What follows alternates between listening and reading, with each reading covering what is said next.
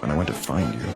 दुनिया को लग मैं चाहता हूँ सबसे पहले आप मेरे कुछ सवालों पे थोड़ा विस्तार करें। पहला सवाल, क्या आपके साथ ऐसा हुआ है कि कोई सामान या वस्तु आपने कहीं रखा हो और आप भूल गए?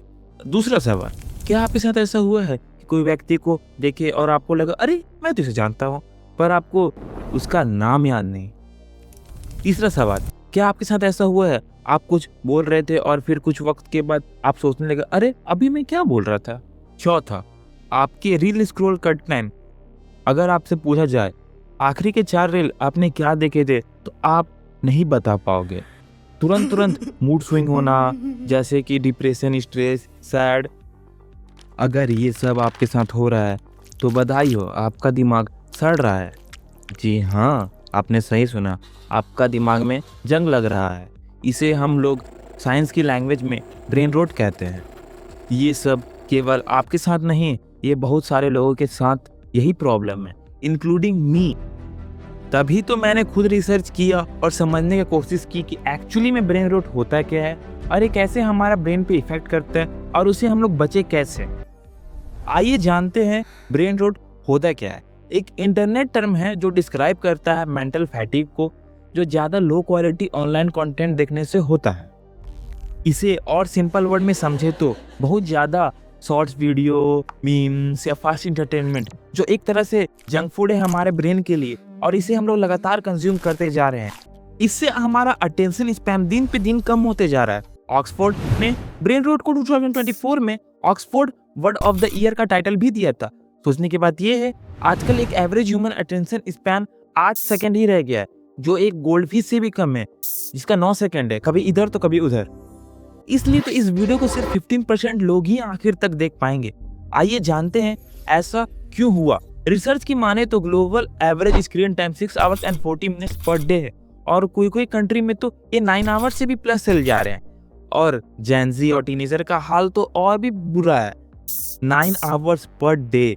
हम सब जानते हैं कि इसका सबसे बड़ा हिस्सा कहाँ जाता है, लो क्वालिटी बकवास वीडियो पे, जिसका कोई हाथ पैर नहीं है, मतलब इस कंटेंट का कोई मतलब ही नहीं है। क्या आपने फील किया है आजकल फ़ोन के बिना लाइफ इनकम्प्लीट लगने लगा है? इवन कोई नोटिफिकेशन नहीं भी आता है तो हमारा हाथ ऑटोमेटिकली फ़ोन की तरफ चला जाता है। सच कहूँ तो लेटली मुझे भी ये सब फील हो रहा था। पहले मैं बुक के आराम से 10 पेजेस पढ़ लेता था, अब तो मुझे 2 से 3 पेज पढ़ने में भी मुश्किल आने लगी है। मुझे कभी कभी तो एक मूवी कंप्लीट करने में 1 से 2 दिन लग जाता है। ऐसा लगता है हमारे दिमाग की सोचने की क्षमता ही खत्म होते जा रही है। बट सवाल ये है, ऐसा होता क्यों है? जवाब है डिजिटल ब्रेन रीवायरिंग। इस टाइम भी सेम ब्रेन रीवायरिंग हो रहा है, बट डिफरेंस इतना है कि इस टाइम आपको पता है और आप समझ रहे हो। ये है कोकोमेलन, बच्चों का फेवरेट शो।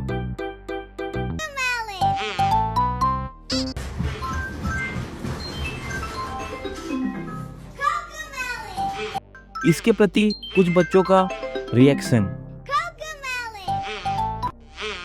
इसके तुरंत बदलते फ्रेम, लाइट्स और नॉन स्टॉप म्यूजिक, ये सब एक ही चीज के लिए डिजाइन किए गए हैं, बच्चों के अंदर का सडन रिस्पॉन्स ट्रिगर करना। इससे लिटरली बच्चे ट्रांस जैसे स्टेट में चले जाते हैं। बट सवाल फिर वही, ऐसा होता क्यों? जनरली इस तरह के वीडियो और शॉर्ट वीडियो आपके नेचुरल डोपामिन स्टेट को ओवरडोज कर दिया जाता है, जिससे ब्रेन को प्रॉपर फंक्शन के लिए ब्रेन के नॉर्मल डोपामिन स्टेट को ओवरडोज डोपामिन के इक्वल करना पड़ता है। इससे होता ये है, आपके normal day to day life activity में इंटरेस्ट कम होने लगता है, बोरियत आने लगती है। ये है जाना जयब एसल MD, जो एक डॉक्टर और थॉट आफ्टर स्पीकर है topic of children neurology and development.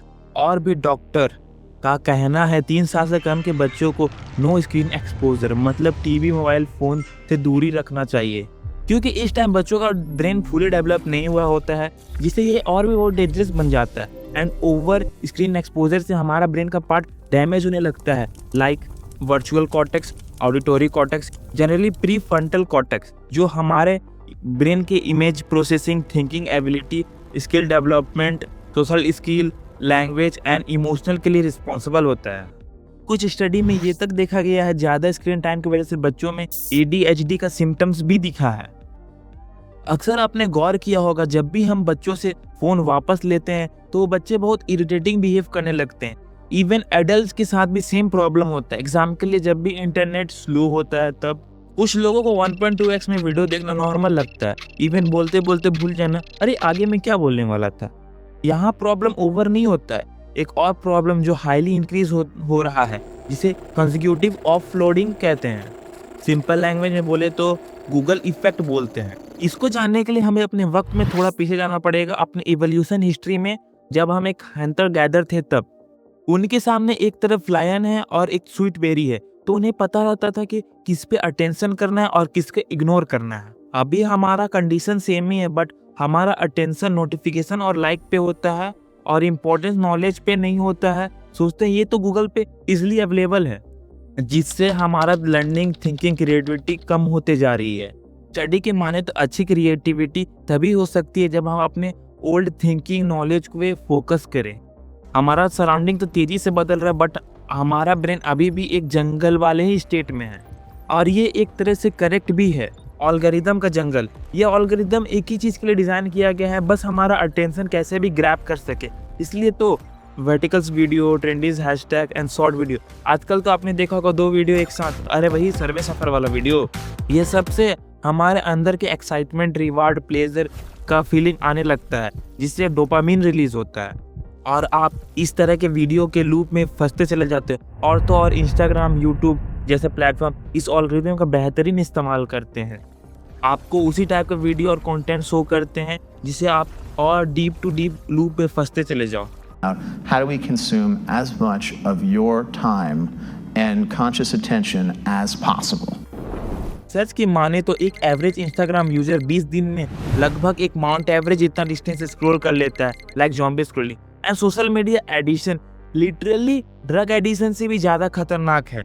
UNODC के रिकॉर्ड के हिसाब से 2023 में लगभग 316 मिलियन पीपल ड्रग यूजर थे ग्लोबली, और वहीं रिकॉर्ड के हिसाब से अप्रैल 2024 में 5.07 बिलियन सोशल मीडिया यूजर है, जिसमें से 210 मिलियन हाईली एडिक्टेड है। ड्रग कार्टेल को इतना बड़ा बनने में कई 100 साल लगे थे, लेकिन डोपामिन कार्टेल इतना जल्दी इतना बड़ा बन गया है।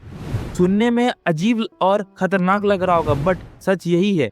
पर सवाल फिर वही, रील एडिशन और ब्रेन रोट को ठीक कैसे करें। अच्छी बात यह है ये कोई परमानेंट प्रॉब्लम नहीं है, इसे ठीक किया जा सकता है।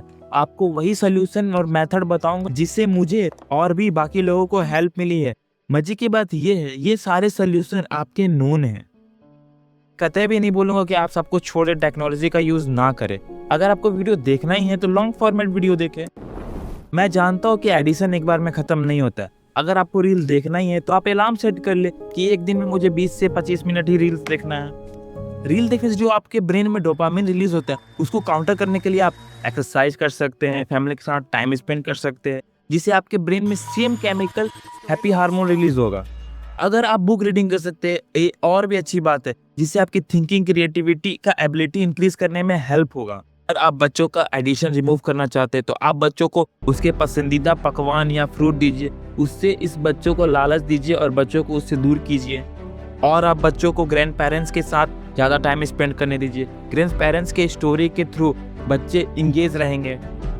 आप वर्किंग पर्सन है, आप बिजी रहते हो तो आप बच्चे को क्या करते हो, फ़ोन दे देते हो। आप उससे बचिए और आप बच्चों को भी ऐसे आउटडोर एक्टिविटी में इंक्लूड कीजिए जिससे बच्चों का थिंकिंग, अंडरस्टैंडिंग एबिलिटी इंप्रूव हो।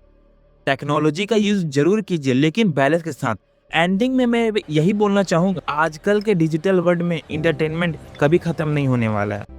बस एक स्वाइप और एक नया वीडियो। लेकिन याद रखिएगा हमारा ब्रेन को भी रिस्टार्ट और फोकस की ज़रूरत है। ये आखिरी सवाल इसमें सोचिएगा ज़रूर, क्या हम फ़ोन को कंट्रोल कर रहे हैं या फ़ोन हमको कंट्रोल कर रहा है? डिसीजन हमारा है।